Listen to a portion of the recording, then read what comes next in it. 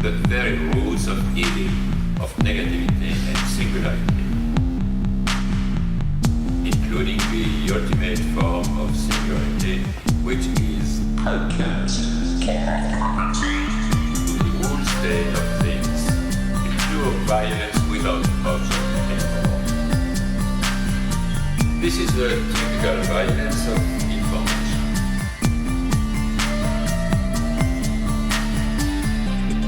It's violent because what happens there is a murder of the real, the vanishing point of reality. Let's not have a misunderstanding here. Welcome to Machinic Unconscious Happy Hour with Cooper Cherry and Taylor Adkins, as always, sponsored by the People's Institute for Revolutionary Semiotics. Before we introduce today's discussion and our honored guest, we just want to mention we've got a Patreon account, patreon.com/MUHH. Consider throwing us $1 a month there, or if not, leave us a nice review on iTunes. To that end, I do want to thank a couple of individuals who have left some recent reviews for us there. So I'm going to call those people out here. First, we'd like to thank Art Keeper, R. Matson, and then Evil Eye. I think those are the three for this week. So thanks and shout out to all of you. We very much appreciate that. But today, Taylor and I are very proud to bring you this week's guest, Brent Adkins. Brent is professor in the Department of Philosophy and Religion at Roanoke College. His works include Death and Desire in Heidegger, Hegel and Deleuze, True Freedom, Spinoza's Practical Philosophy, Deleuze and Guattari's 1,000 Plateaus, A Critical Introduction and Guide, and a Guide to Ethics and Moral Philosophy. Brent, Taylor and I are both very excited to have you on. Very much enjoyed the book, particularly the chapter on Deleuze and Guattari was really great. As you know, kind of mentioned in the pre-show, I'm sort of new to Deleuze and Guattari's work, and so this was a really great way to kind of make some of those connections, and you broke down some of the concepts so well that it really helped kind of solidify. You know, I'm sort of piecing the puzzle together now. It's starting to take shape. There's still some gaps here and there, but I just wanted to say that was something I really appreciated about that chapter. But again, thanks again for joining us. We're looking forward to this chat, and I'll let Taylor take over if he wants to. Thanks. It's really great to be here. And Coop and Brent, I apologize. I screwed up the order. It's Death and Desire and Hegel, Heidegger and Deleuze. I guess that's potato, right? Yeah, I don't really care. As long as it ends with Deleuze, that's all that matters. Yeah, that's exactly right. I think I got I think the order was messed up in me because Heidegger comes first in chronologically, or not, well, in terms of the presentation. So I think that's probably why I screwed up the title. But yes, and you know, today we were focusing mainly on that work, which, you know, I tweeted out earlier, not transcendental melancholy, not dialectical mourning, but a third secret thing. So maybe we can towards the end get towards that third thing, which, you know, you give some other handy references beyond Deleuze and Guattari to help orient us, specifically Spinoza, which I think is very helpful. And before we get into all that, though, we do like to give our guests the chance to sort of introduce themselves to the audience. And one of the ways we like to do this is to kind of ask after your origin story, if you will. Can you sort of recount a moment in your life or an anecdote that helps to encapsulate your sort of first encounters with philosophy, or that first spark of desire that really consolidated this was something you wanted to pursue and write about and teach? It's tempting to think your origin story is unique, but I think it's probably not that unique. I know Dan Smith and I, for example, share sort of similar origins. So grabbing Nietzsche and philosophy off the library shelf or something like this?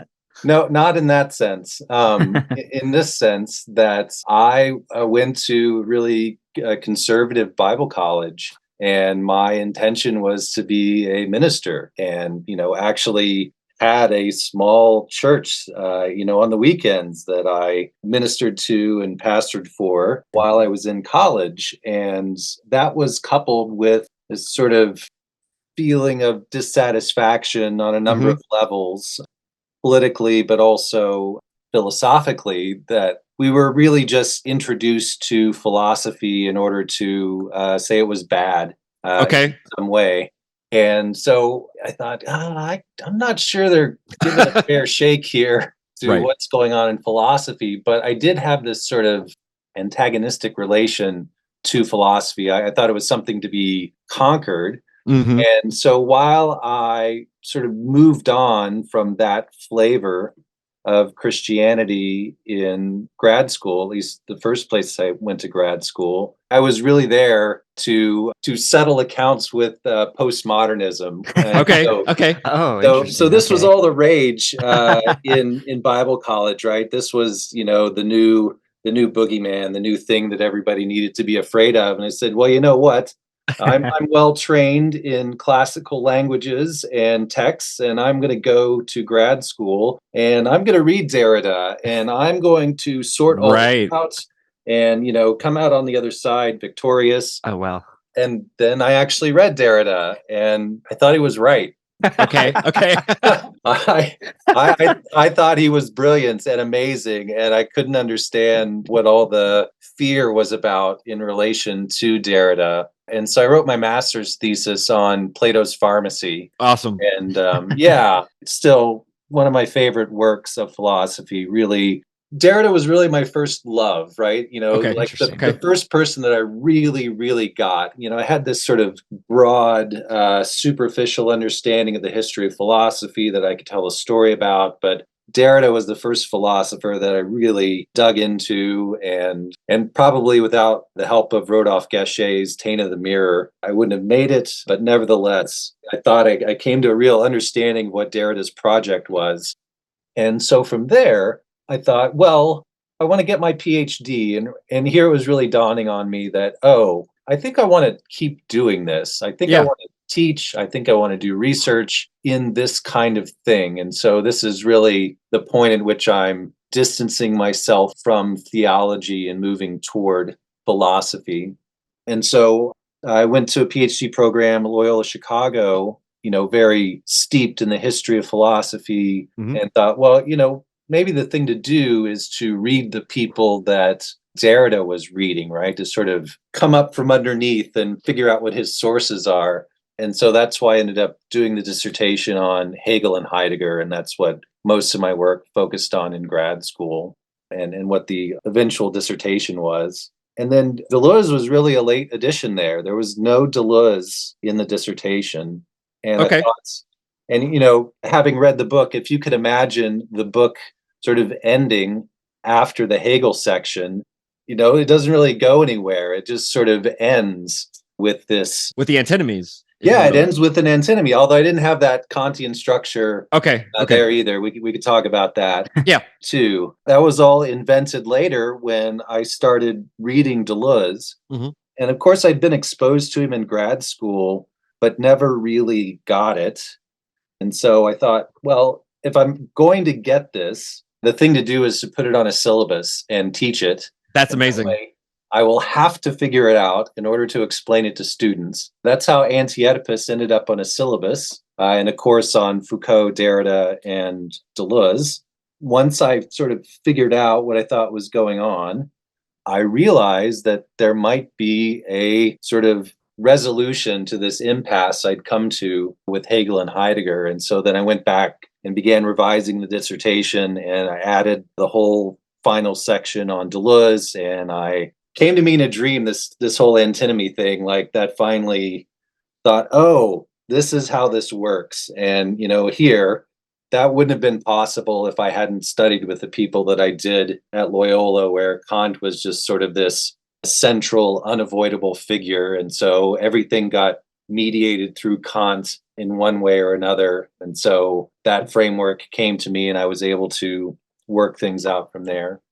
It makes sense that Kant would be the mediator. He's not only the mediator for Hegel and Heidegger to a large extent, but for Deleuze himself, which sometimes gets forgotten. Yeah. But you had that helpful footnote, which I had forgotten about this text from Two Regimes of Madness, I believe, about Anti-Oedipus as a kind of critique of pure reason versus 1,000 Plateaus as this post-Kantian, let's say, doing the concept construction and kind of leaving behind psychoanalysis as the focal point. It's forgotten maybe a little too quickly that Deleuze does, even in difference of repetition, you really do need to have that steeping that foothold in Kant to That I noticed you cited groundwork as well, so I think that's one we need to get on. I've been trying to tell Taylor I need to eat my vegetables and just break down and do some Kant. But I wanted to ask you just real quick. This is a bit off topic, but I just was curious what denomination or what faith you were pastoring in during grad school, just out of curiosity. Yeah, well, I mean, I don't know how granular you want to get here. I was raised Southern Baptist, just for context, so, if that helps. I mean, sort of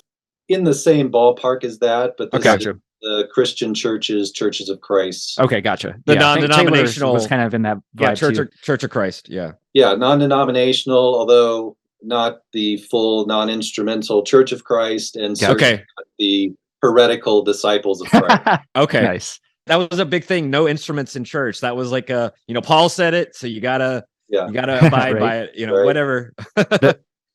The despotic regime of Paul the Apostle, huh? Wow. Yeah, Yes. I mean, if Paul said it, no hats in church, no bands, no instruments. It wasn't fundamentalist, but it was very, I think the way that the Bible was approached I appreciated at the time, was kind of historicist. You have a lot of historical background informing the reading, but in the end still felt that the fundamentalism could dominate, right? Because it's not all that progressive for historicizing, when it should be a little bit more, always historicize, which is, again, why I think Anti-Oedipus is so fundamental to your work on death and desire. But also, I appreciated you bringing out the difference between sort of Heidegger's sort of ahistorical reading of death versus Hegel kind of historicizing. You kind of say, I love this line. You say something like the phenomenology of spirit is a history of consciousness and a concomitant history of death. that is great. That's fantastic. So I guess that we can start maybe there. I mean, I know we're just kind of jumping in the middle. I mean, perhaps I would definitely we could start a little bit with Heidegger, I suppose. And I really appreciated you bringing out Heidegger's, let's call it, as you're willing to describe it, his melancholic way of facing death. And whether or not we need to go into the differences between incorporation or interjection, or just give kind of a surface reading, it is interesting, this notion of these two models, these two frameworks in which you are able to juxtapose Heidegger and Hegel, but really struck with, I wouldn't say solipsistic, but this individualizing impetus that Heidegger is taking death. But I'll let you kind of maybe say a word or two about the way you're framing Heidegger. I just kind of gave some indications, specifically like the transcendental role that death plays, any of these things that you might want to sort of give us. You don't have to give us the whole picture, but maybe something that really struck you effectively when you were writing about this. Back to the original project, it did become very clear to me that, and Derrida expresses this very well, that both Hegel's and Heidegger's conceptions of death are both too big and too small for the other at the same time. And this is the long-standing debate between system and genesis, right? That Heidegger provides this sort of systematic, formal view of death. And you could say, well, that covers every sort of individual instance of death. And then Hegel's saying, well, no. Structures only arise as a result of a historical process. So your view of death is this sort of footnote to this much larger history that I'm telling about death. And at the end, I didn't know how to decide between these two. Like, they both seemed right. And this is Derrida's position, that they are both right. And so it occurred to me that sort of two things were going on. That one, the relationship between Hegel and Heidegger on death was structured like a Kantian antinomy. That is, we can give valid arguments for both, but end up with contradictory positions. And that the nature of that antinomy mapped onto Freud's distinction between mourning and melancholia. And that mourning is the way in which we sort of reorganize our psychic cathexes in order to detach from a lost love object, right, and attach to a new love object. And whereas melancholia is the refusal to detach and reattach. And so one's never done with the lost loved one. And this brings up the Abraham and Torek notion of a crypt. And I think this is how Derrida reads this, both sides are true. And then here I get a little into the weeds with Kant, because in Kant, there are two ways you can solve an antinomy. Both sides can be true, and that's how you solve dynamical antinomies. I think that's Derrida's solution. Or both sides can be false, and that's how you solve mathematical antinomies. And I think that's Deleuze's approach, or at least that's the way I present it. And so I am finally getting to your question. Sorry. Oh, you're fine. I wanted you to talk about whatever kind of struck your fancy. So please continue. But yeah, so in Heidegger's case, what I think is that we have this very formal, individualized conception of death that one is never done with, right? That one is always sort of constitutionally being towards death in Heidegger. And this just struck me as the melancholic position, right? The love object here is the self, and we can never be done. We can never acknowledge the loss of the self. And so we're sort of thrown into this being towards death. And so that's how I see Heidegger's position as, individualistic and melancholic, and also very transcendental, right? That this is a formal claim about the structure of human existence and for the possibility of any sort of ontic expression, to bust out a little Heidegger vocabulary. It is highly narcissistic too, which I think is also kind of Freud's point. And that point of like the melancholic is complaining about them not having any worth. They are, they deserve all this punishment, when in fact there's an identification going on. And the persons around whom the melancholic is complaining about themselves, it's actually indirectly about the person with whom they're surrounding themselves, right? So this interesting, projection by way of you're redirecting towards yourself, but you're actually, since you've incorporated that identification, you're sort of bemoaning the other in this clandestine way. A mourning that can't acknowledge itself as such. And so it's two things happen, I think Freud says. One, the subject becomes very focused. And, as Abraham and Torek would say, the real focus is on this lost object that's been incorporated. And they become very talkative, right? There's this continual sort of reference to worthlessness or pain or suffering or something like that.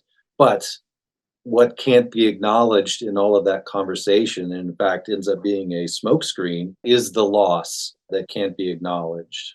That's the form of the crypt that has to be kind of pushed off as we approach it. It's sort of like the limits of capitalism, right? For Deleuze and Guattari.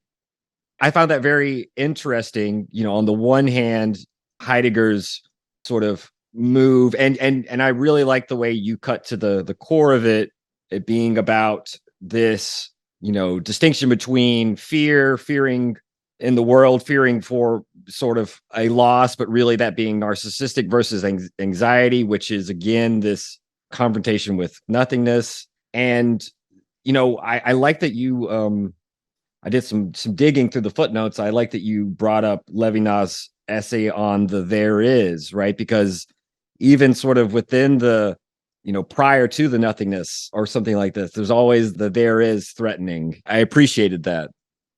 I think at the end of the day, I came away very unhappy with Heidegger. And, there are lots of reasons to be unhappy with Heidegger, but, this kind of narcissism that I think pervades Being in Time, we could talk about other texts and whether he from that in later texts or not. But in Being in Time, at least, I think the exclusion of meat sign, the exclusion of being with others, at this very crucial defining moment, really tells you all you need to know about Heidegger on death. Yeah, I agree with that. That's why, it's so important for Levinas to say straight away, it's a being for others, and kind of really make up for all this lost ground in Being in Time. Yeah. And in any case, I do think that there are many reasons to dislike Heidegger. Leaving aside politics or whatever, because that's obviously its own huge bag of can of worms. But I mean, it's Some of it's the language, some of it's the kind of, there's even kind of narcissism in the jargon, which maybe every philosophy kind of has. We could even say for Hegel too, but there is just an emphatic, like some of the texts which get into, revealing the meaning of being through etymology. I love etymology. I'm a sucker for it, but there's a way in which it gets to the point of feeling masturbatory. I don't know. That's just me, though. Yeah, no, I agree 100%. There's such a fine line. I'm also very drawn to etymology. And boy, it's just so tempting to step over the line a little bit and find something there that you need to make your point that's not really there. Just a contrast, and we can move on, just a contrast between, for example, the way that maybe Derrida or even Lacan might play on the surface and there be some enjoyment, some pleasure in the punning, in the etymology, in the wordplay. Whereas Heidegger is really trying to do this excavation that starts to feel like I don't want to say a charade, but really does start to feel like, is that going to be an essential aspect of philosophy? Is there not something should it be taken that seriously as an exercise that can have a self-sufficiency in that sort of digging? I think Heidegger would have done himself a huge favor if he would acknowledge that he wasn't sort of uncovering concepts, but inventing them. Yeah, that's a great point. Suddenly, many of these problems go away. Well, what if we thought about things like this? What concepts might we be able to create? How might we be able to live in relation to that? That seems like a much healthier relation to the past than the one Heidegger presents.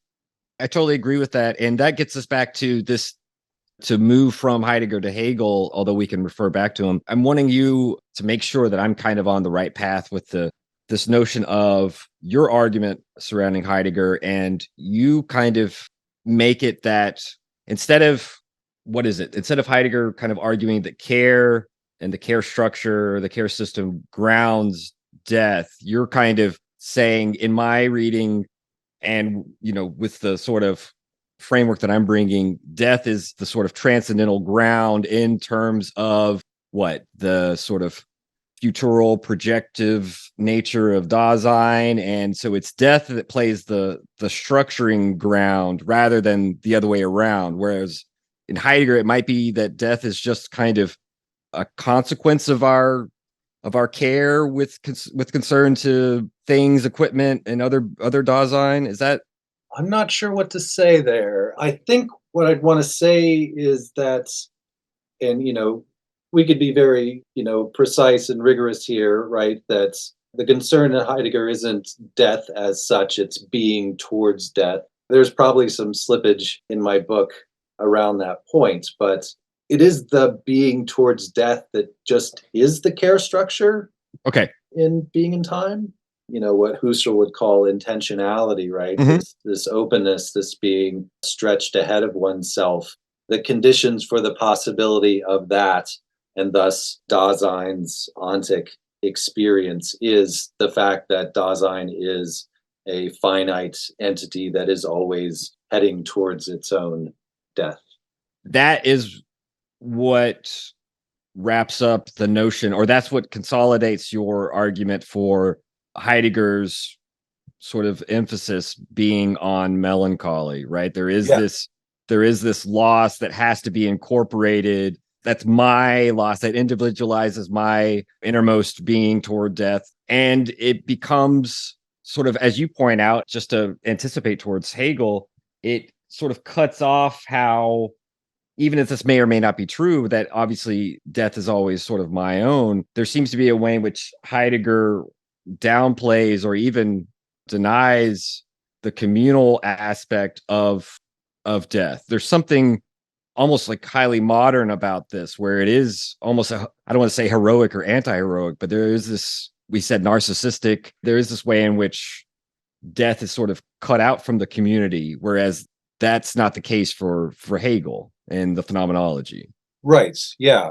And I think this is an objection that can be raised against lots of different forms of phenomenology, that it is this really isolating attempt to capture this snapshot of a relation between a consciousness and its environment or the objects of its intentions or something like that. And this is sort of outside the scope of the book that we're talking about, but I find that sort of philosophically very unsatisfying, that if I start from that standpoint, that's my primary source of analysis, I'm going to find it very difficult to get back out of that. And something like community can only seem as an adjunct in relation to that if I establish that as the ground. And I think in Being and Time, Heidegger has a really extreme form of that.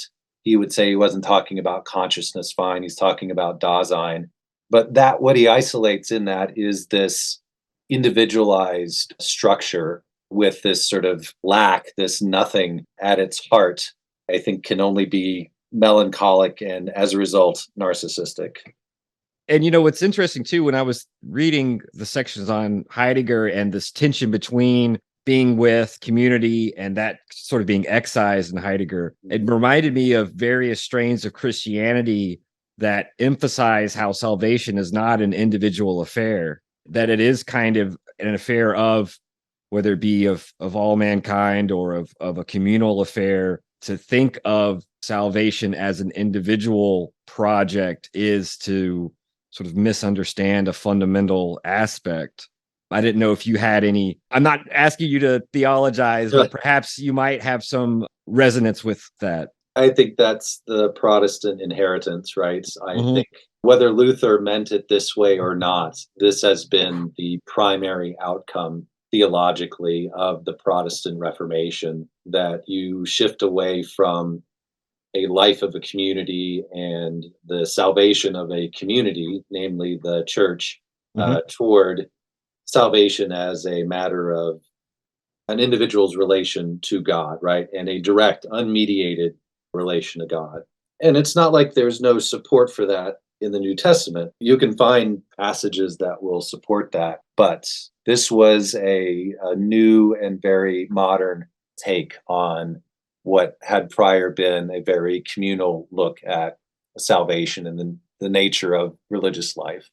That's really interesting. Go ahead. Sorry, I may actually be skipping ahead a little bit, but the first thing that came to mind was this model of like the Egyptian pharaoh as this communal, that's a sort of communal salvation. And I just want to flag that really briefly because like once we do get closer to the end of the book, I think there's something interesting with regard to, I think, these practices of the Egyptians and the body without organs that I'd like to maybe discuss. So I just wanted to throw that out there really quickly, but please go ahead, Taylor. Yeah, I'll be interested to hear what you have to say because I don't know anything about that. We definitely want to talk about the despotic regime or, the state, the question of overcoding and all of that. We can definitely bring that up. But really quickly, just to set up mourning, because obviously we do want to get to Deleuze and Guattari, and that's definitely one of the things that we're most fascinated in. But I was trying to set up this transition to the sort of, the way in which death develops throughout the phenomenology and culminates perhaps in revealed religion. We can economize a little bit. We don't necessarily have to go each step of the way in the phenomenology. That would be its own episode, I suppose, or several. It is interesting how you point out the road that death travels from being a sort of natural occurrence, if you will, through the sort of ethical tension, if you will, of the state and the family, then up through the terror revolution to this higher stage at the threshold, if you will, of absolute knowing or absolute spirit of revealed religion. And I think I was perhaps trying to prepare us for that road that Hegel takes us along the way, wherein each step is increasingly bound up with the community and the way in which the community mediates death and interjects death, as you kind of pointed out. Do you perhaps want to, set up how this is maybe a process of complexification of mourning? Right. So, just to briefly talk about mourning, for Freud, mourning is a successful detachment from a lost object and reattachment to a new object, which of course may be lost, at a future time, which will, re-necessitate this task of mourning. And I think that nicely maps on to what Hegel's doing, because as you say, this is a process that converts what he calls natural negation into spiritual negation. So, natural negation would just be sort of annihilation, absence, right? And this is why death is the absolute lord and master in the phenomenology, because it represents this annihilation, right? This death that one cannot come back from. And so one way you could read the phenomenology is by asking, okay, well, what happens with death? How does the life of the spirits, or how does the community deal with this sort of absolute limit of its powers? And Hegel's argument is, well, it does this by slowly learning to incorporate it. And, you could see this very straightforwardly in an anthropological sense, right? Mm-hmm. How did humans deal with death? Well, they invented rituals. They invented burials, there are taboos and boundaries around death. And there's a way to sort of come to terms with the death of a member of the community. And you see these gets sort of intellectualized and idealized in Hegel's phenomenology. But where this culminates for Hegel is in the notion of revealed religion, which not coincidentally is the Protestant Christianity we were just talking about. Right. And so Hegel says two things there. He says, well, it's actually the Eucharist, right? It's the communion, which acknowledges and celebrates death, but also overcomes death at the same time. And this is Hegel's second point, right? He says that revealed religion and philosophy have the same content, only their form differs, right? Interesting. So both philosophy and revealed religion are dealing with the same thing. Well, what is that thing that they're dealing with? I think Hegel would say, well, it's negation. The thing acknowledged since Heraclitus, that things are changing, has finally been actualized in the world in this notion of the Eucharist, right? This idea that change can be acknowledged, it doesn't have to be warded off, and that change can actually be incorporated into the life of the community. The only thing that's different in philosophy from that is philosophy acknowledges that this is a conceptual process that's going on here, right? That, it was helpful and necessary that it be concretized, in the story of the death and resurrection of Christ and celebrated in the Eucharist afterwards. But really, this is a conceptual claim about the nature of knowledge and how spirit becomes conscious of itself in history. You formulate this in an interesting way, as in each stage from, as you put it, natural negation to the sort of struggle for recognition, Lord and servant, which I really like how you brought out nicely. And I can't help but think of Lacan, this notion where the struggle for recognition is about a recognition of being independent from nature. And whereas the master is willing to risk death or risk his life, the servant acquiesces and is not willing to risk. But insofar as that happens, the servant is working in the field of knowledge or whatnot. It works away and is producing and sort of thereby becoming independent from nature by working on it, whereas the master merely enjoys that production from afar. And so in a certain sense, there's a shift where the master no longer is independent from the servant. And so there's a kind of dialectical shift of where, even if death remains absolute master, there is a shift in terms of where mastery sort of goes to a certain extent to the slave, right? This is just sort of I couldn't help but think of Lacan and whatnot, right? The master is enjoying, but the slave is producing, right, to a certain extent. Hegel says that the essence or truth of the master is found in the servant, and the essence or truth of the servant is found in the master. And so, it's sort of the picky Hegel scholar in me, right, that really dislike the Kojevian reading here, where the slave wins, right? And right on from there, when in fact Hegel's saying, well, no, we're left with this contradictory position where each one is the truth of the other, and that's what we posit. That becomes Stoicism, Hegel, where It doesn't matter what your position is in the world. You could be Epictetus, a slave, or you could be Marcus Aurelius, emperor of the world. That's good. And you would still have this same relation to nature. Exactly, because you're a citizen of the cosmos, the Stoic to a certain extent. And this is why I really like this too, that you bring this out, because Simondon, in his history of the notion of the individual, he brings out how the Stoics seemingly have this kind of progressive philosophy, but in fact, their philosophy is appropriated very quickly by these various emperors, because it's about founding an empire, no matter where your allegiances may lie to the city. So there's a sense in which it is used for these reactionary ends that actually don't culminate in a certain freedom. Yeah, or, freedom for the Stoic is knowing your place in the universe, which, great if you're Aurelius, and, maybe comforting if you're Epictetus, but it does maintain the status quo above all else. Right. And you bringing out Kojève, it just, that helps to remind me too, that that's sort of the bulk of what Lacan is being influenced by when Hegel is in question, because of those famous lectures. I mean, he wasn't the only one, let's be fair. No, I think, our bailiwick, French post-structuralism, is actually, shot through with this Kojèvian reading of Hegel. And I wonder to what degree Hegel is only the bad guy, in as much as they take Kojève's reading of Hegel and not Hegel as such. Do you think that's partly the case? Becomes interesting when it comes to Hegel being the bad guy with someone like Deleuze, right? Insofar as Hippolyte also kind of influenced him. Do you think there's something more to be gained from, say, Hippolyte's Structure and Genesis book, which you cite fairly well, I would say? It's interesting that there is a move to a kind of structuralist Hegel that maybe prepares the way for Deleuze to take up the question of anti-Hegelianism, as we might call it, roughly speaking.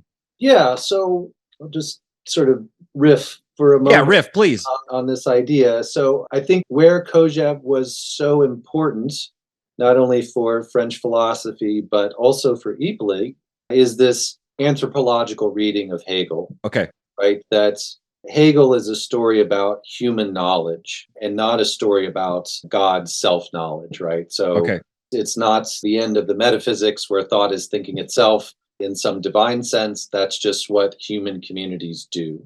And so this, opens a space for a very sort of existential kind of Hegel. And, Sartre makes great use, and really only use, of Kojève in his work on that basis. And so Hippolyte comes along, and he is, of course, familiar with Kojève, but I think he's a much more careful scholar of Hegel than Kojève was. And he's also buddies with Jean Val. And it's Jean Val who notes the importance of the unhappy consciousness. Interesting. In the phenomenology, which, again, gives you a very sort of existential kind of Hegel that you can work with. And I don't think that Deleuze is reacting against those strains of Hegelianism in France. I think he incorporates those strains of Hegelianism in France. Where his objection to Hegel lies is a metaphysical objection. What does Hegel think is really real about the world? And I think Deleuze thinks, and we could dispute whether this is the case or not, but I think that Deleuze thinks that, well, what Hegel thinks is really real about the world is this all-encompassing spirit. And what's so objectionable about that to Deleuze is the teleology. That spirit's progress is a necessary progress, that the achievement of absolute knowledge is unavoidable. And I take Deleuze's project, especially in something like Anti-Oedipus, is to show that, yes, of course, there are totalities, but totalities never totalize. In fact, totalities are always a residuum of some prior non-totalizable process. And the problem with philosophy is that we've always zeroed in on the totalities as if they were it, when in fact, something else and something much more interesting is actually going on. You're exactly right to emphasize the residuum, which is pretty much how they define the subject. They're always emphasizing this alongside, even when they talk about totalities in Anti-Oedipus, they're talking about it as if it is a totality, it's alongside the parts. It's not totalizing the parts, right? So there is the ancillary or alongside aspect of something like the subject out of the conjunctive synthesis, drawing upon, Nietzsche and the eternal return, all these different references they bring out to show that this is one of those key paralogisms, if you will, of the unconscious, of thinking of the subject as unitary, as somehow centered, even if, Freud helped to begin that decentering, there's still something that gets recentered with a figure like Oedipus. Right. Yeah. I recently wrote an article on Anti-Oedipus on this very point, that there's a way in which you can read Anti-Oedipus as Deleuze and Guattari trying to save Freud from himself. Yeah. That he comes across, this brilliant discovery of the unconscious and simply does not have the courage of his convictions and resorts to this mania for unity and tries to tame that in the theater of representation. We've discussed this where part of the, they have this interesting line. I'm not exactly sure where it comes up, but it may be in chapter 2, because that's the kind of chief psychoanalysis chapter in Anti-Oedipus, but they kind of make this point where we want to maintain the sort of exploratory Freud, the discoverer, the one who is like of the 3 essays, who is willing to shake up the status quo Victorian sensibility, or who's venturing these hypotheses, like in the scientific postscript or whatever. They're looking for keeping that Freud. It's the Freud who's like Al Capone, trying to set up the racket of psychoanalysis and to kind of codify it, and the Freud who is himself involved in these Oedipal embroglios of, Jung and Adler and Frank, who are all these unruly children, if you will. That kind of grandfatherly Al Capone Freud, who's trying to set up psychoanalysis as a racket, that's what we need to dismantle.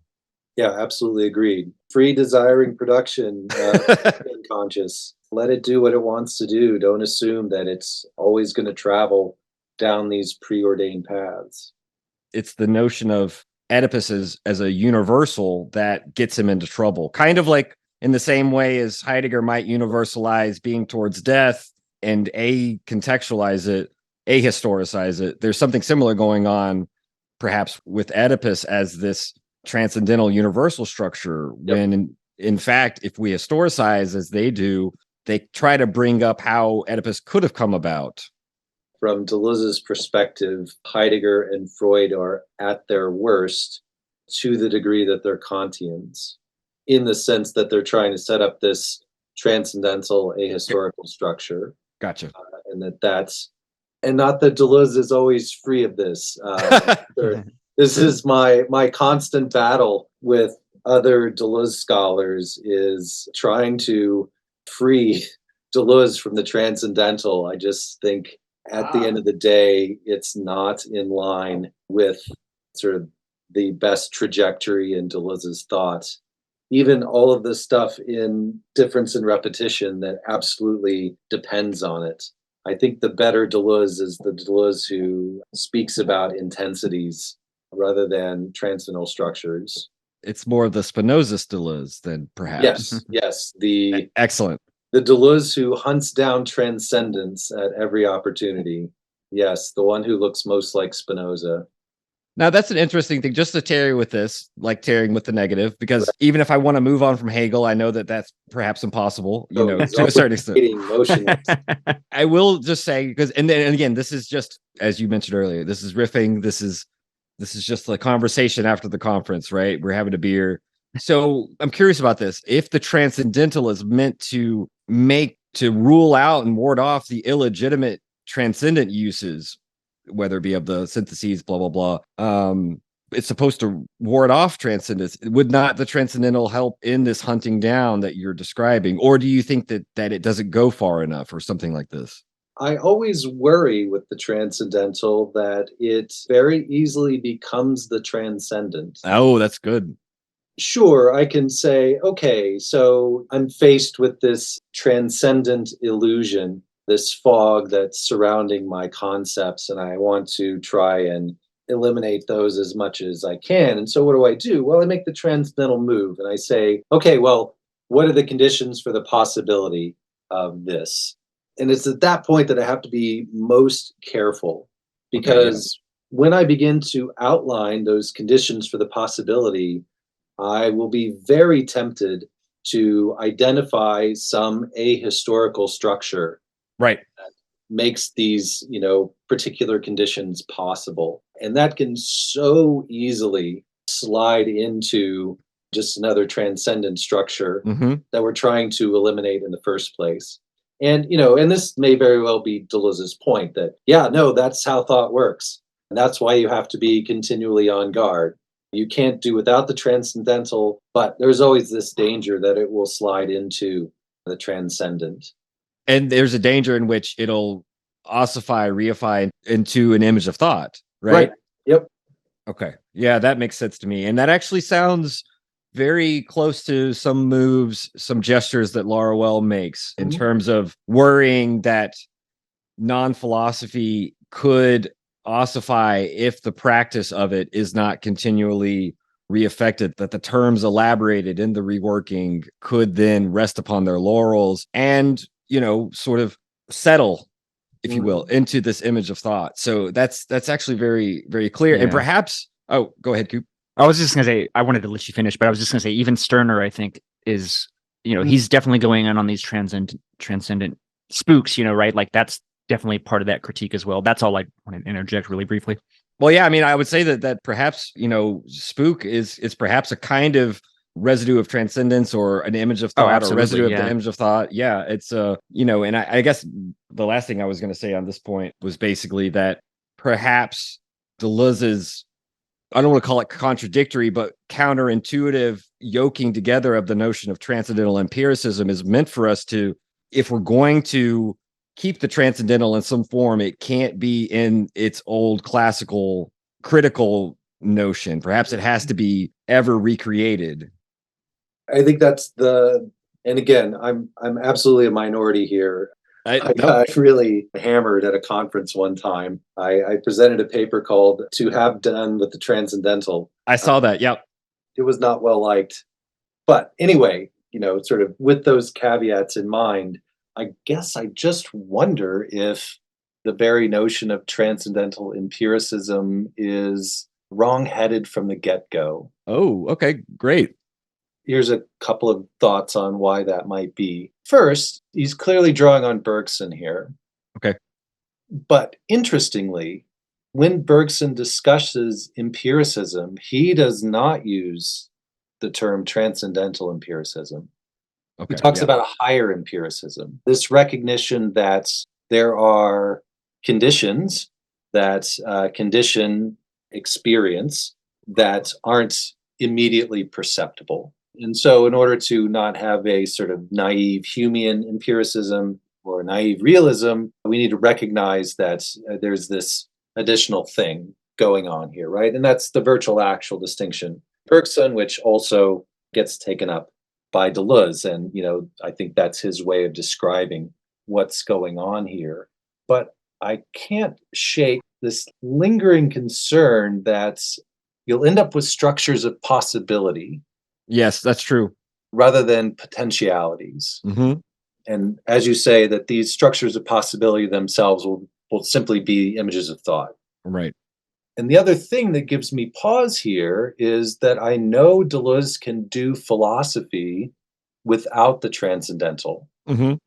Right? I think there are no positive mentions of the transcendental in 1,000 Plateaus. I think you're right. Yeah. And so it's very clear he's doing similar work there, but he's doing it without recourse to the transcendental. Well, so how is that working? Is he not talking about conditions? Well, no, of course he's talking about conditions. But how is he talking about them? Well, he's talking about them in terms of intensity and intensity's relation to extensity. And to me, this is a much more straightforward, less fraught way of getting at what Bergson already recognizes, Mhm. that, there's more going on here than a naive realism, but that whatever that more is shouldn't be thought of as this transcendental structure. It shouldn't be thought of as conditions for possibility. So anyway, that's my little hobby horse that no No, one that's beyond, but that's where I am with the transcendental. this is the perfect forum for you to air those grievances. And that's something that I find it fruitful to think about, because I'm not going to be dogmatic about whether or not to keep it.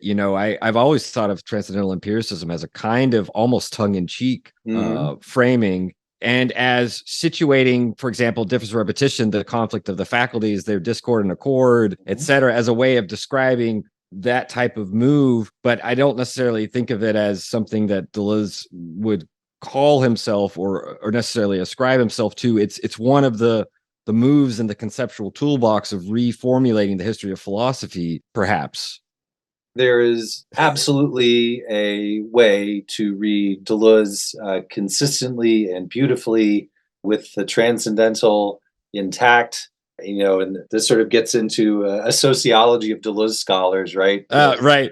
Everybody has their sort of ur text. And I think for those for whom it's difference in repetition, they're just not going to give up the transcendental in transcendental empiricism. And for me, it's Anti-Oedipus and A Thousand Plateaus, where the transcendental does not play a role at all, or a very minimal role.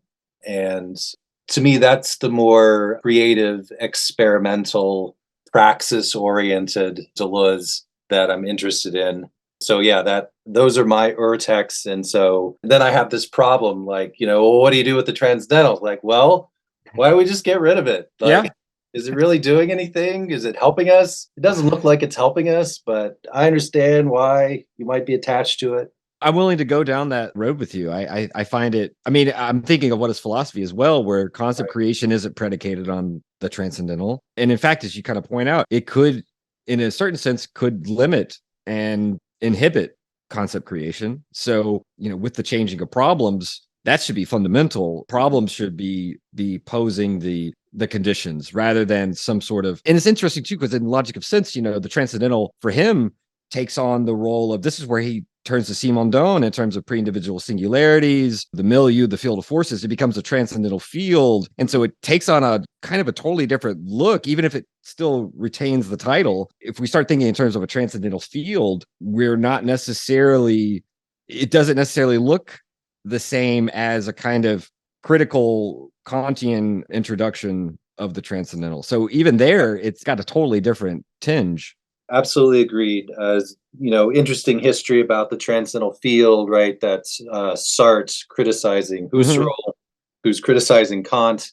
And my sort of retort to the acknowledgement of the transcendental field is, in his last essay, Eminence of Life, I think the argument there is, like, the essay starts with, what is a transcendental field? Like, really weird way to start an essay. But anyway, the argument is, as I read it, the transcendental field just is eminence. Yeah. And so, in my defense, that looks like, again, a doing away with the transcendental. Like, well, we don't really need to talk about transcendental fields. We can talk about eminence. And, yes, agreed. All of the things he says about eminence are things that you can say about pre-individual singularities, are things you can say about intensities, right? You have the famous example from the Dickens story, Our Mutual Friend. It's a life that they're trying to say. Right. He talks about, sort of a smile going across a baby's face, right? There's no subject there, but there's singularity there. I'm super happy, and those are some of the best parts of Deleuze, that he's talking about those. And if that's what he means by transcendental, okay, great, I'm all for it. But then that doesn't sound like the way I usually think about the word transcendental. And of course, yeah, if it's getting in the way. I think it is. We would be better off talking about eminence or intensity or something like that.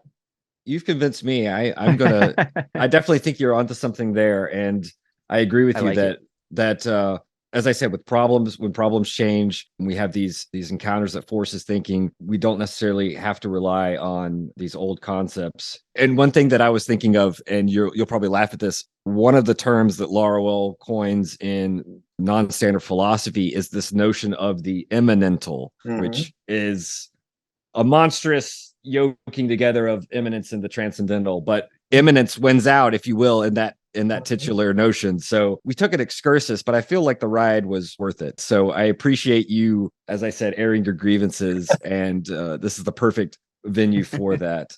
But I guess before moving on from Hegel, I wanted to point out one phrasing that I really appreciated out of this, where the development of death in the phenomenology and the ruminations on it, you talk about this question of an efficiency of mourning. And I really kind of appreciated that way of phrasing it, that it's like there is this increase, this uptake, this streamlining of mourning as we sort of ascend the spirals of spirit or something like this, coming to know itself.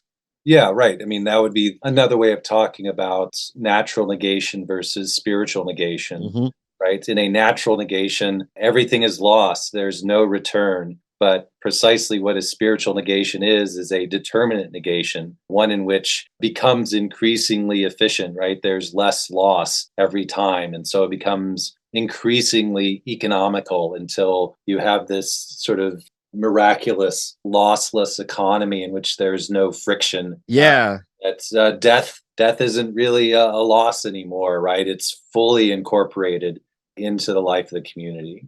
Yeah, you said something towards the end of the Hegel chapters about there is this sense in which the movement of the development of spirit with respect to death and mourning is, you kind of call it frictionless. There's no real entropy. The only thing that maybe there is a kind of inertia, but that's a part of sort of the self overcoming, if you will. I think spirit's a perpetual motion machine. And that's what separates it from nature, or that's what allows it to incorporate nature. Of course, there's thermodynamics, there's entropy in nature, and so and death being the most extreme example. And so, what do? We just sort of throw up our hands and say, "Oh well, that's the way it goes," or do we try and find a way to make death work for us? That's the process of the phenomenology in relation to death, but also just negation in general. And I really like in the Hegel sections, I kept thinking about John Donne's Holy Sonnet, death be not proud, though some have called thee mighty and dreadful, thou art not so, right? This notion of death dying, right? Of this overcoming of death. But that kind of gives us back to the Protestant aspect of Hegel's worldview. And in any case, it sets us up for now we're at this crossroads. And as you mentioned, I wouldn't have known this, but it's interesting to think that the dissertation would have stopped. I know you said you didn't frame it as an antinomy, but it would have stopped with this undecidable aspect of Heidegger and this sort of intense individual anxiety being toward death, this melancholy of incorporating lack versus Hegel of this communal, life of the spirit, confronting death in this work of mourning. And we're sort of left with an undecidable, because as you point out, where Heidegger excels, you point out along the way in Heidegger that the best parts of Heidegger is when he's talking about equipment. And I tend to agree with that. But at the end, it's Heidegger is able to isolate the individual's, relation to death, right? The mindness, the Gemeinigkeit or whatnot. Whereas Hegel doesn't necessarily make room for that or elaborate on that. Whereas it's the communal aspect that obviously gets jettisoned, and that's where Hegel shines. And so there's, we are left with this antinomy of a kind of communal versus individual way of dealing with death and its role. And so this is perhaps where, as you point out, I think in a very interesting way, that this antinomy can be solved, but it should be solved in the negative in terms of the role that desire plays. Because if desire in Hegel and Heidegger is about acquisition or is about predication on a lack, what does death look like once we formulate desire as affirmative or productive? And I think that perhaps sets up for Deleuze to come in and sort of maybe not mediate, but what's a good word for it? To give us the beginnings for solving this antinomy. I'm trying to think what my original conclusion looked like. I think the original version without Deleuze, I actually started with Epicurus, I cannot meet my own death, and showed how, well, no, of course you can. Here's Hegel and Heidegger to show you how. They just have two different ways of doing it. You meet it as an individual or you meet it as a community. Right. And then my recollection is that even at that stage in the conclusion, I just cut the horns of the dilemma and just grasped Hegel and said, this is obviously a better view of death than Heidegger has. And, Heidegger's view is, a footnote to Hegel's view or something like that. Right. Yeah. So yeah. I did the one thing you're not supposed to do with an antinomy, which is choose one side. But I wasn't thinking in those terms then. But yeah, the ultimate way in which I get to Deleuze is I recognize that it's not so much the view of death that Hegel and Heidegger get wrong, it's their view of desire. And they both have the same view of desire, they just take that into opposed ways. And so if you insert this new conception of desire, you recognize that neither of these views of death is adequate to the concept or adequate to the experience that we have. And then so that led me, I didn't know where it was going to end up. I came up with this idea and I was working through Anti-Oedipus, hoping that I would end up somewhere. And as fate or serendipity would have it, I stumbled on this notion of the two deaths in Anti-Oedipus that they're getting from Blanchot. And so that allowed me to sort of give Deleuze's productive account of desire and then show how you get a new conception or you get two conceptions of death out of this. And that sort of wrapped things up for me. That's wonderful. Obviously, the role of serendipity, it's nice to hear something like that showing up. And it's kind of like you said, the antinomy idea came to you in a dream. That's just as serendipitous to a certain extent, right? Absolutely. I'm a big believer in writing first and thinking second, right? Don't think to write, write to think.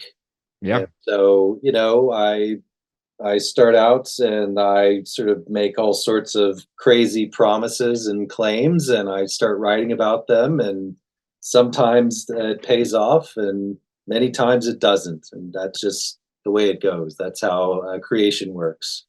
I mean, that's kind of how Deleuze talks about writing in Difference Repetition. I think in the preface, right, he kind of says, like, how can we write except on the sort of limits of our knowledge, right? There's no other way.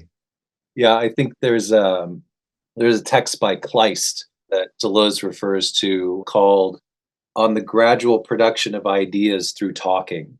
Huh. Okay. It's a very short essay, and I think Kleist published it in a newspaper or something like that, or a small journal. But the basic idea is we don't think first and then talk. We just start talking, and that generates ideas. And they sort of tumble out on top of one another, so that if you don't know what to say or you don't know what to think, the solution is not to cloister yourself and think really hard. The solution is just talk to somebody and force yourself to produce new ideas. That's wonderful. And so, yeah, I find that a very advantageous way to think about kind of scholarly work that I do. And that gives a whole new sort of meaning to what we're doing here, right? Yeah. Just Exactly. coming at it, at an angle. And I guess a few reactions I would say. First, Nietzsche has a very similar type of thing where it's like, I don't force an idea to come. An idea comes when it wants, right? So there's a whole cause and effect thing there. I was also thinking that the title you mentioned of Kleist's little essay it sounds like an essay that Freud would have written, right? About the talking cure. And specifically, I was thinking that if we had to choose, and you may not have had melancholy on Heidegger's side and mourning on Hegel's side when you wrote the dissertation. I'm not sure if that came later as well, but no, that was all later. All the Freud, all the Kant, that was all later. I think Freud would have said it's best to choose mourning. If we have to choose between mourning and melancholia, oh yeah, we should choose mourning every time. No, melancholy is pathological for Freud. Right. No question. Ooh, as a melancholic, ooh, Yeah. just I'm not going to disparage pathology and whatnot, but I do think that in terms of Freud, he would rather deal with a patient in mourning than a melancholic, I think, right? Yeah, well, I mean, mourning is not neurotic for Freud, right? Yes. Mourning does not require analysis. Mhm. It's only when something goes wrong with the process of mourning and it turns into melancholia, then someone needs analysis to sort of help them out of this loop that they're in, where they both must and cannot acknowledge a loss at the same time, and all the sort of obstacles that they put up for themselves and all the symptoms that arise from disavowing the loss in the first place. That's what would require analysis for Freud. You have the great quote of Freud's in chapter 3 at the header as the epigraph for the Lieutenant of Nothing chapter, where Freud says the narcissistic disorders, dementia praecox, paranoia, melancholia, are characterized by withdrawal of libido from objects, and they are therefore scarcely accessible to analytic therapy. So it's a question if Freud would even treat a melancholic, right? Like I talked to Coop, I guess a year and a half ago when we were doing the Schreber case. I was like, it's very convenient that Freud's doing a case study of Schreber's memoirs, because I don't think he would have taken Schreber on as a patient, right?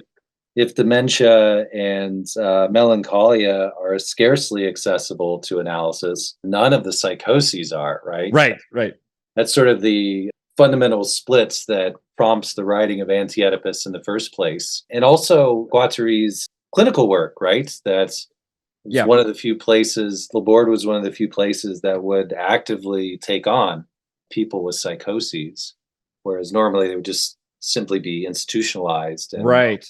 There would be no attempt at any kind of therapy. This is a really good point that you bring up, because, it is sometimes forgotten that perhaps that's part of the genesis of the notion of schizoanalysis. First of all, is the attempt, whether or not it succeeds. Laborde has its own history, that's its own thing, but the notion of dealing, and I know that Guattari learned some of this from Lacan, but took it a step further, I think, at Laborde, like you're pointing out. And the only thing you can really fault it on, again, not talking about success or failures here, but there can seem in Anti-Oedipus, despite the warnings, that I think the general layperson's reading, that the thing that they got sort of attacked for, which again, they put plenty of warnings in, but you know how things go, is a kind of romanticization of the schizophrenic, which again, they're very clear in the text, but I can see how that would be a takeaway, that there's a romanticization of the schizophrenic as a revolutionary, blah, blah, blah. Right. And perhaps that is part of the shift in the second volume.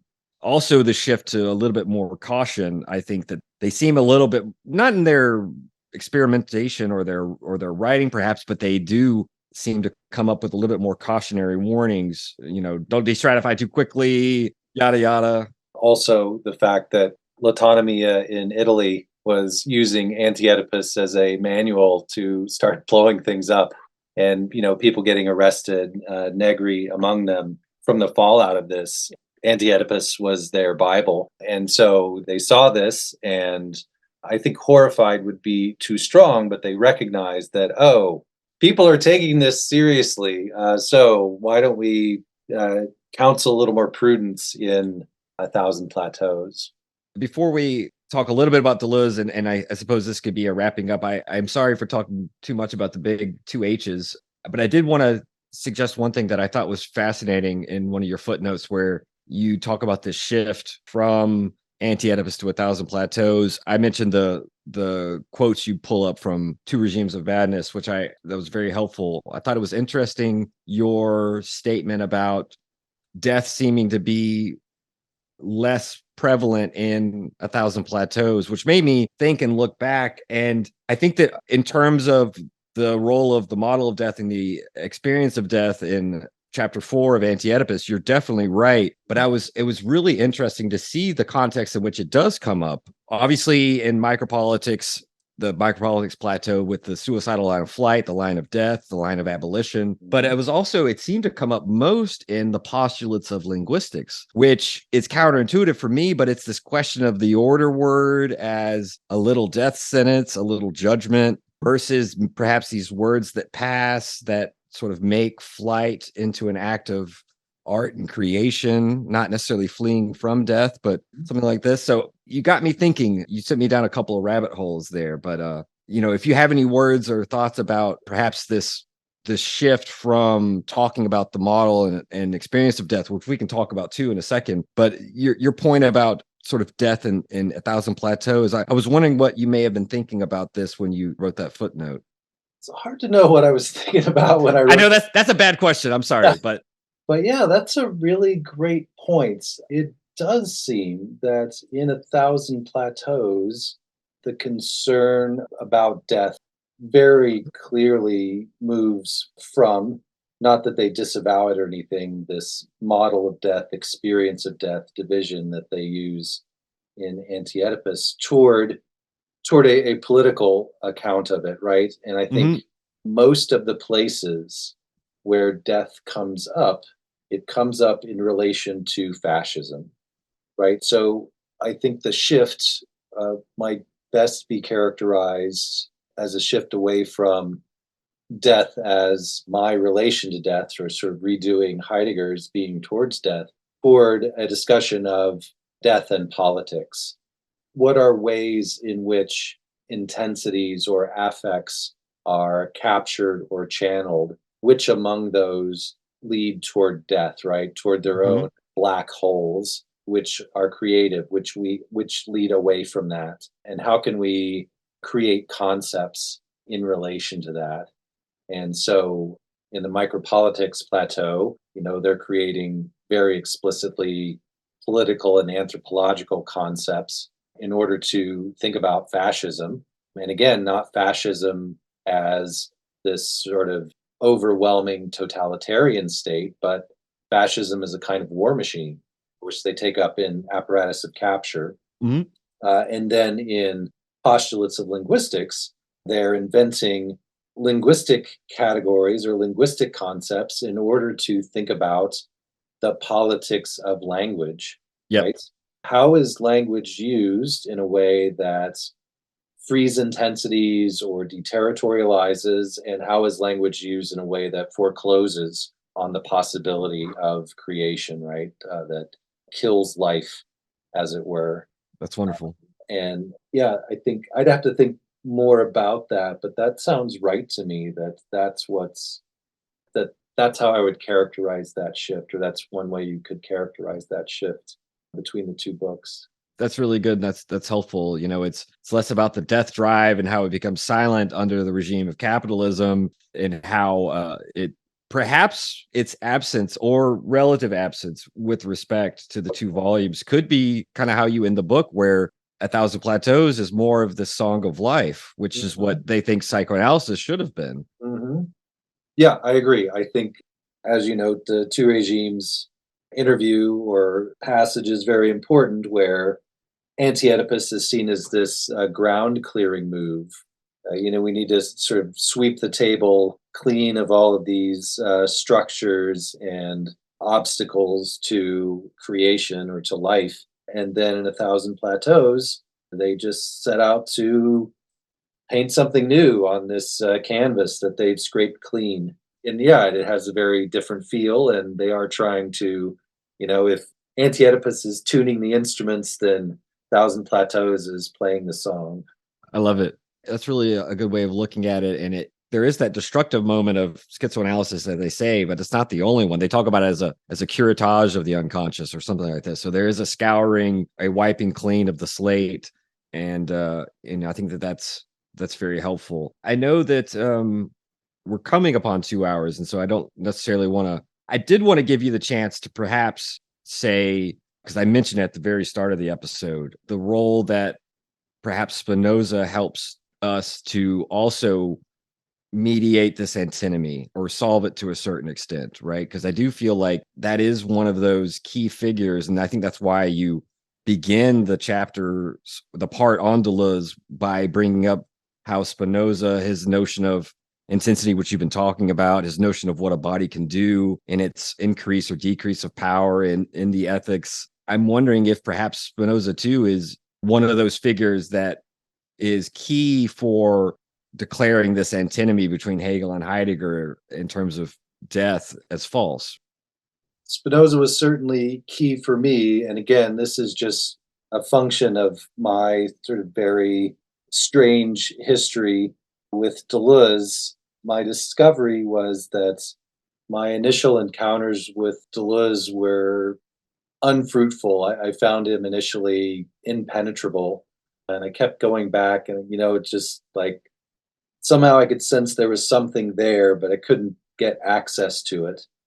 And so I started instead trying to read his books on other philosophers.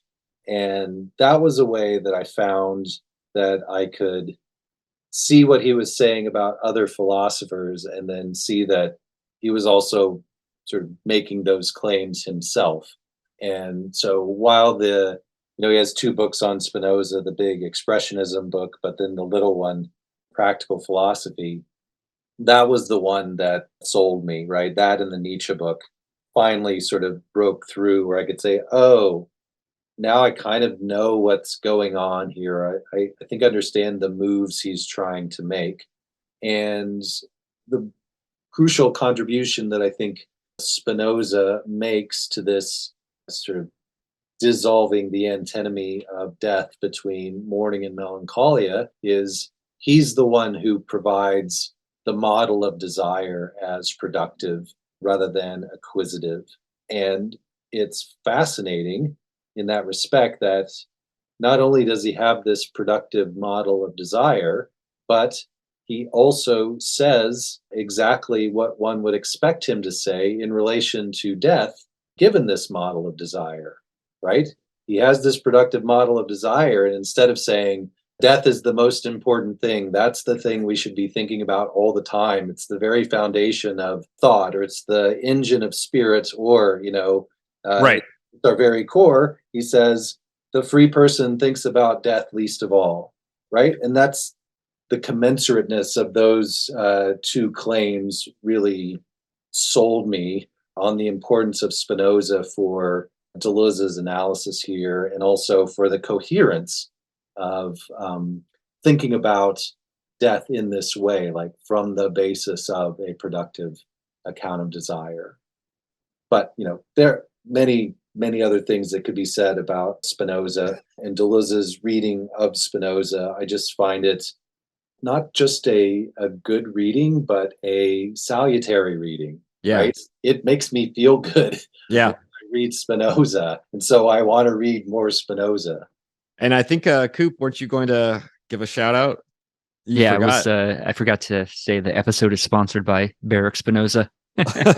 He was going to say shout out to, because last episode we had a shout out to Freud, and so this episode I think Spinoza deserves a shout out. And Coop has been saying I got to eat my vegetables and read Kant, and I almost feel like perhaps before reading Kant, if we're going to get rid of the Transcendental, maybe we should go back and read Spinoza. Maybe that's what Coop might need if he claims to be a melancholic, right? Right, yeah. If it's a salutary reading, as you're suggesting, Brent, I think we should. What do you think? Do you think it would be appropriate to start with something like Practical Philosophy, since Deleuze, it'd be two birds, one stone? It'd be more Deleuze for Coop, and I think it's the best book ever written on Spinoza.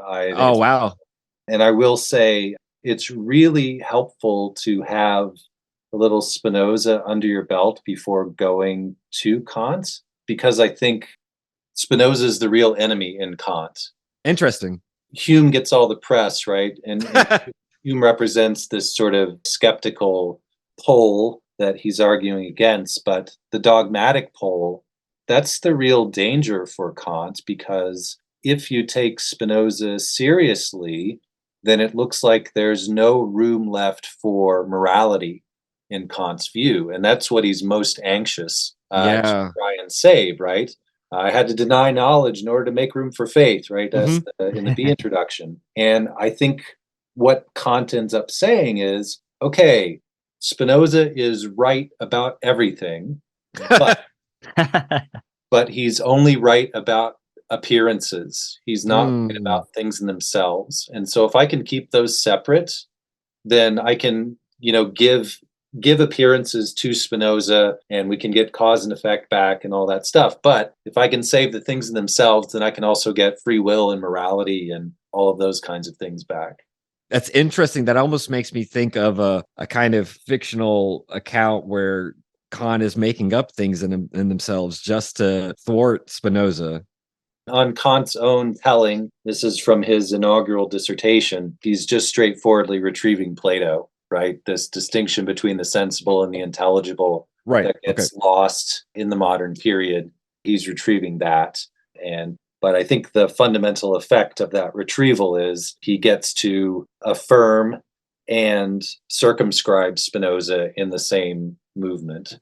That's actually really fascinating because you're right. Hume does get all the press, right? Even, the whole famous awakening from the slumber of reason or his something like this, right? And what's interesting too is that what Hegel and Heidegger share, and perhaps Kant to a certain extent, even if on the one hand, Anti-Oedipus gives Kant some credit for making desire productive, but then immediately it's circumscribed back into the psychological, into the irrational, if you will, it's a sterile productivity, right? In terms of desire producing its representations, blah, blah, blah. No, so it's representation. Freedom for Kant.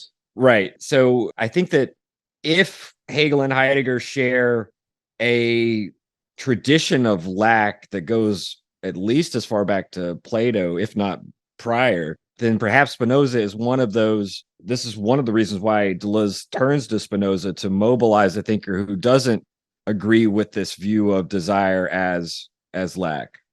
Right. Yeah. I think, Deleuze has this distinction between sort of the majority tradition in philosophy and the minority tradition. Mm-hmm. And one of the reasons Spinoza is in that minority tradition is this productive account of desire. There are other reasons too. You just mentioned one with Kant, right? Right. But, also you get kind of immanence out of Spinoza and affects. Yeah, you get affects, you get circulation of affects, you can get a sort of historical critical genealogy out of Spinoza, because your basic question for any encounter is, what relation of affects have I entered into, and why this particular configuration of affects and not some other, and how would I have to comport myself in order to arrange these affects differently? It's really pointed and interesting questions with Spinoza that you can't with other philosophers. You get a kind of so straightforwardly. You get a kind of materialism too, as well, I think. So I think Spinoza is very amenable to materialism, but I think if I put on my early modern historian hat, I think Spinoza is not a materialist. Okay, that's fair. He's a naturalist, but for Spinoza, thought and matter are ways of looking at nature. It's not that nature is reducible to matter. I was using perhaps materialist in a way in which I appreciate, for example, the way I'm trying to remember if it's the treatise, the theological political treatise. He gives readings of things that, mountains of God is really very big mountains. There's a way of, it's not necessarily materialist in a strict sense, but there's a way of maybe that is the naturalism or something like this. Yeah, no, there's a really strong demythologizing strain in Spinoza, especially in the TTP, that reads very contemporary and very modern. That's, in Deleuze's favorite Spinoza quote is there too, right? Why do people fight for their servitude as if it were their salvation? The problem of political philosophy.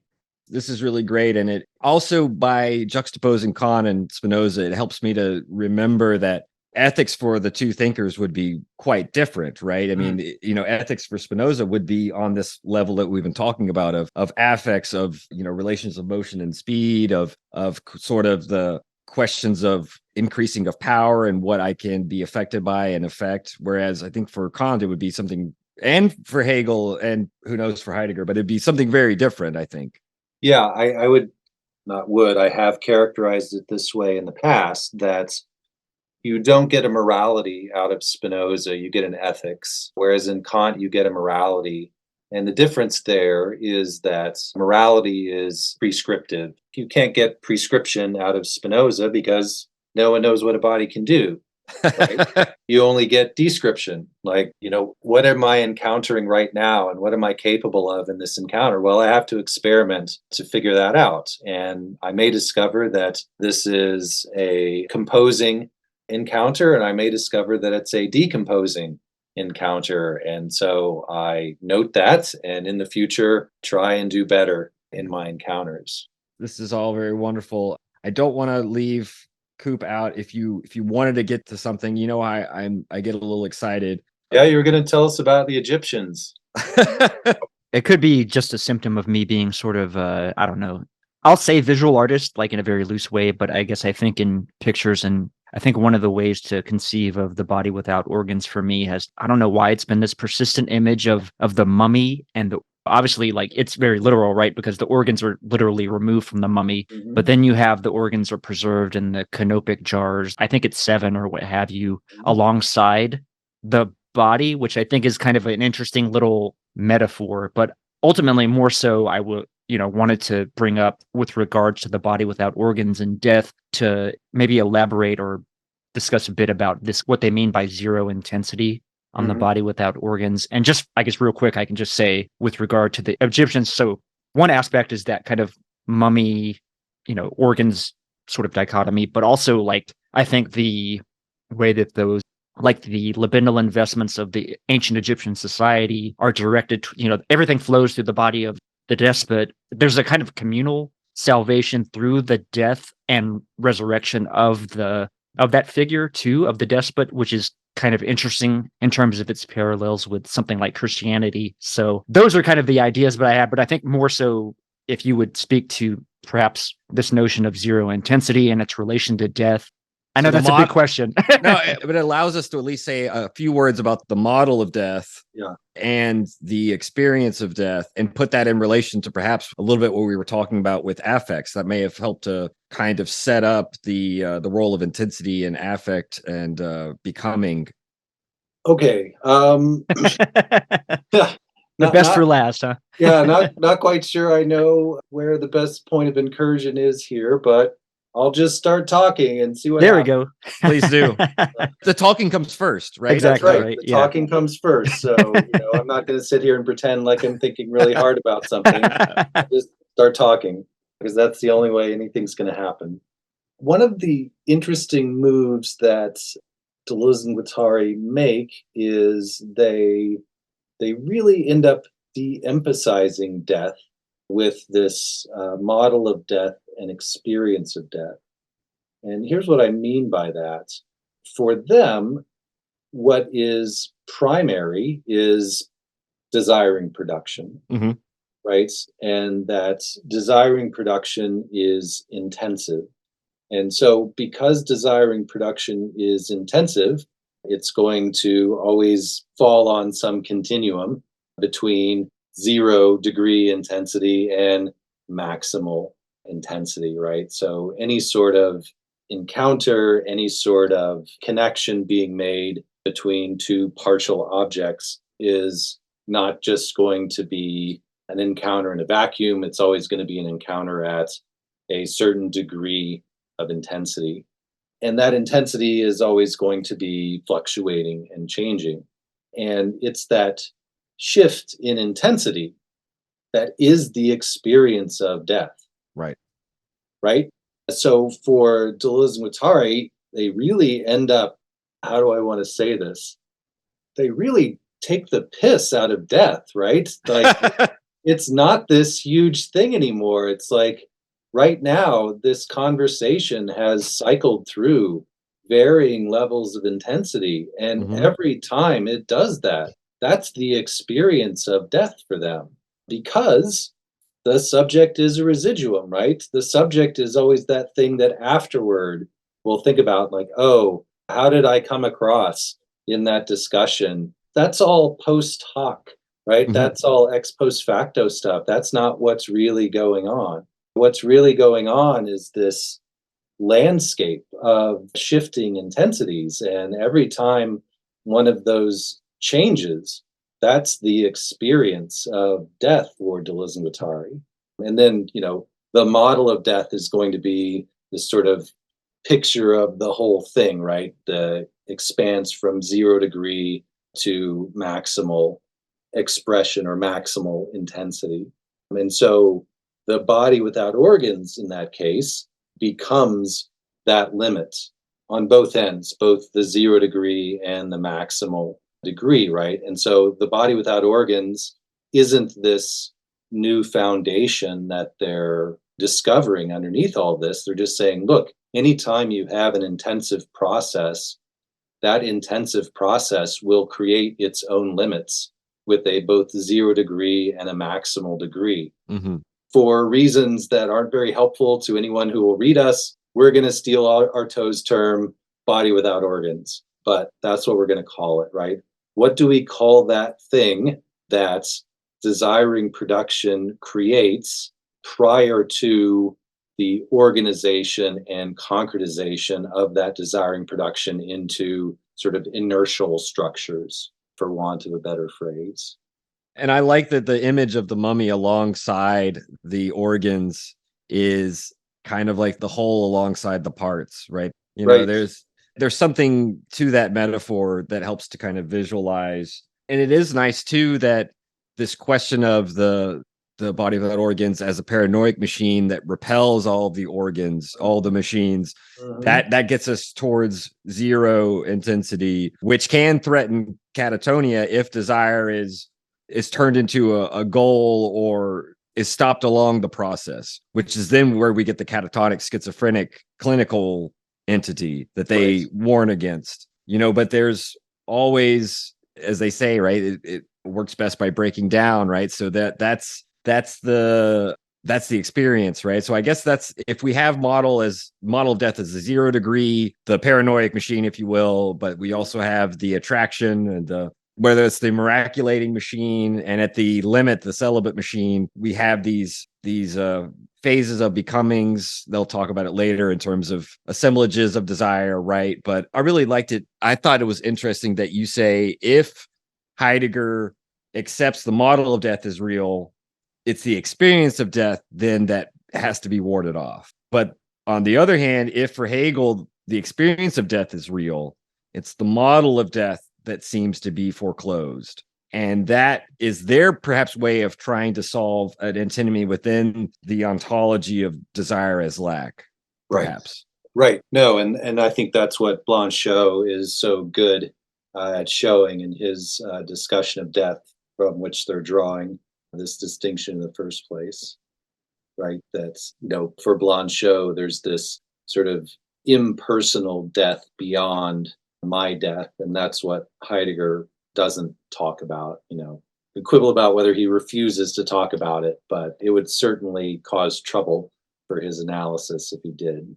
Well, that's the interesting thing, right? Because for Heidegger, death is always Dasein, but always my death. Whereas Blanchot was talking about the impersonal own, right? The one dies or they die, however you want to translate it. And that would be Das Man, which I don't think Heidegger can make room for, because wouldn't that give us back into the everydayness and authenticity or something like this? Yeah, it gets us back to meat sign, right? Mm-hmm. Yeah. And so it gets us to a communal aspect that he's trying to circumscribe. But even then, I think, as you show, and that Blanchot's they die, one dies, isn't necessarily communal or personal. So there is this, I could see why that was the serendipitous moment that catalyzed how to deal with the antinomy. Right. Yeah. That's at the end of the day where both Hegel and Heidegger go wrong as far as Deleuze is concerned, is they want to talk about subjects. And Deleuze and Guattari want to talk about the pre-subjective. The subject is a residuum, right? That's the end result of the process, and it doesn't ground the process. It's a result of the process. And at best, we could get to subject groups, but there are always these mortal formations. I'm always struck by how Guattari wants to inject the death drive, not into the biological organism as Freud relegates it to, but into institutions. That for Guattari, transversality has to be this injection of the death drive into formations that are always mortal, not these big institutions like whether we call it the military industrial complex or the French Communist Party or something that want to immortalize themselves and live on at the expense of actually confronting problems. Right. The way that capitalism does, right? That's this whole thing, right? Where the death instinct becomes injected into the pores of the created lack, right? It's the anti-production that's wedded to production, which you do a great reading of with the Romero films. Oh yeah, I very much enjoyed that.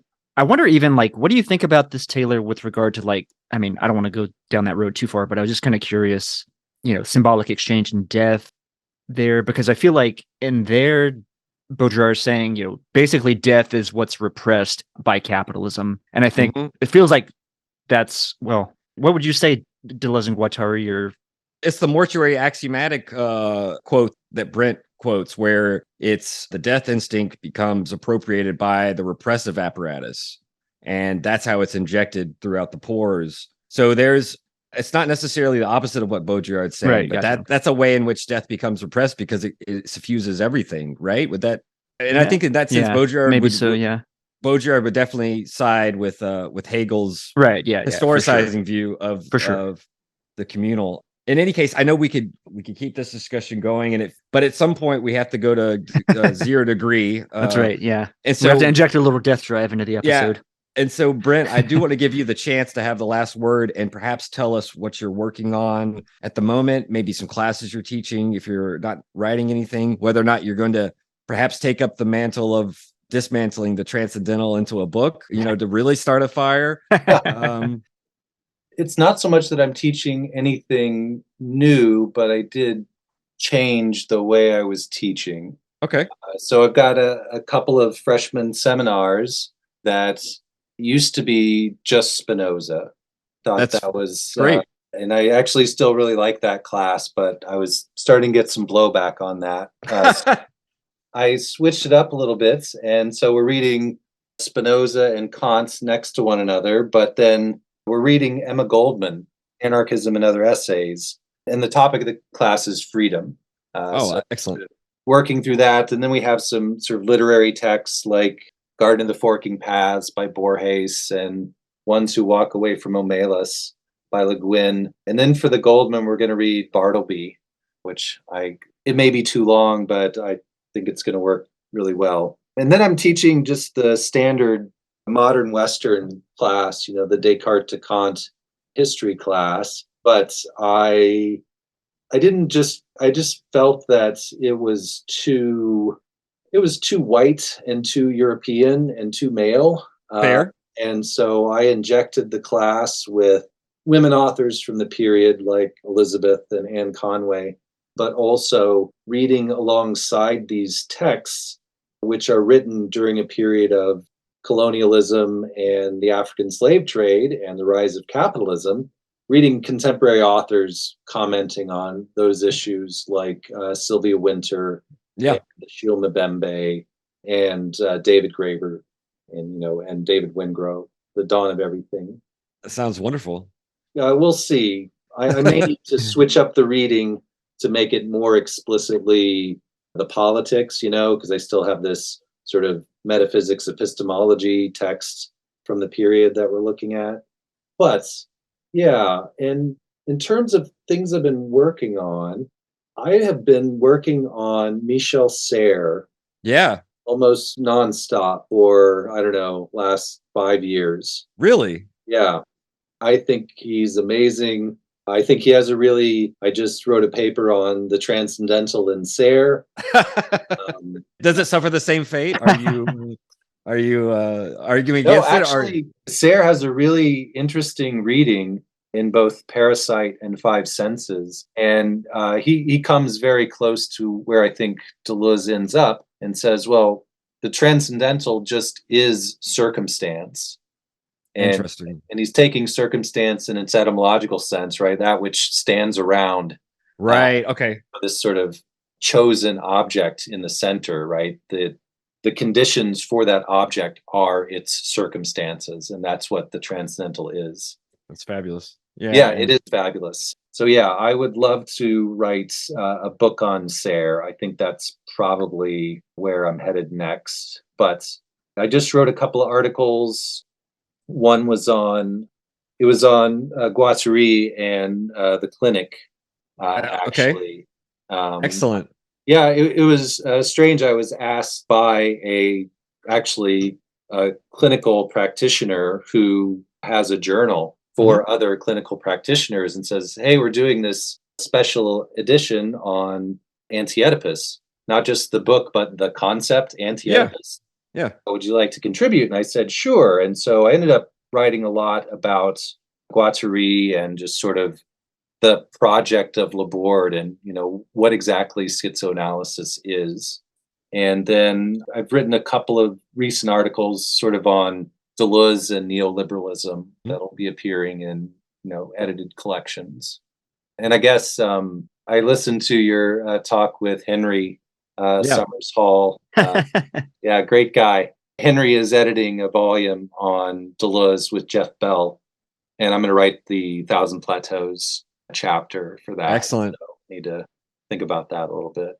Excellent. I mean, it sounds like hopefully a little bit of what we discussed. I know we only touched a little bit on A Thousand Plateaus, but hopefully that was a food for thought. And it sounds like you've got your own volume of essays beyond the book on Sayre that you could collect. I always think that that's important. Seeing as I've mentioned this before, Dan Smith's one of my favorite authors on Deleuze, and I kind of begrudgingly accept the fact that the one book besides his dissertation he has is just his collected essays. So if it works for Dan, it can work for for anyone else, because it's definitely no. We're not okay. Well, and Dan may not be generalizable. He would definitely, I won't speak for Dan, but he would probably push back. He seems like a pretty humble guy, whether or not he deserves to be or should be, it's No, I love Dan. He's amazing. Yeah. Any chance I get to hear him speak is always a treat. I really had a good time talking to you today about these things. I appreciate your ability to riff and also to be open about things like the Transcendental. Those kind of unscripted moments are, it may not, you tried it out at a conference, and I don't want you to necessarily let the other Deleuzians bully you into foreclosing on that idea. I think that there's something there that merits, maybe that's part of the book on Sayre that you could write, right? I mean, if it's going to be, but I'm not trying to push you down that road. I would love to see it. I kind of agree with you that you're right. Immanence wins out in the day and is much more important than the Transcendental. I think I would have been there backing you up. So that's good to hear. So what I would suggest, once you maybe within a year or so, we'd love to come back, because we could have obviously talked more about Guattari, and I would love to be able to talk to someone about Sayre on the show. And so I translated a tiny essay, or a chapter of his from The Origins of Geometry. It was it was a great little chapter on the nonlinear history of math. There's all kinds of topics we could obviously more Spinoza, and your reader's guide, the book on ethics and moral philosophy. So we would love to have you back in the future, and hopefully we won't scare you away from that prospect. It's been a pleasure. I'd be happy to chat anytime. Excellent. Yeah, it's just easy, and again, in a small place like this, it's not like there are a bunch of Deleuzians right. Chat with or who will tolerate me talking about it for very long. That's our thing. And trust me, I've got my own galaxy brained ideas that even Henry was like, "Oh gosh, you guys are coming at this from so many angles. I don't know what to do." I had to feel bad for him a little bit. If you'd have been there to tell him, just start talking, the ideas there you go, right?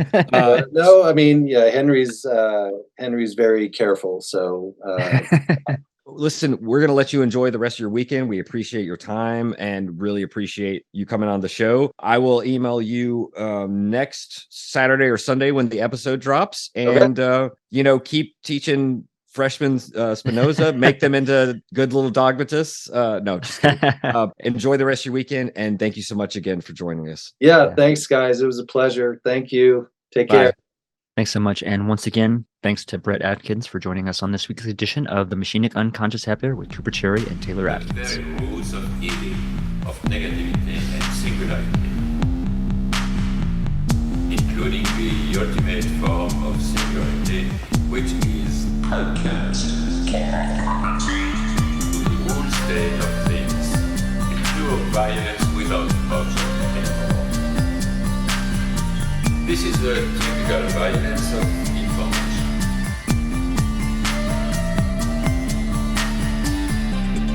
It's violent because what happens there is a murder of the real, the vanishing point of reality. Let's not have a misunderstanding here.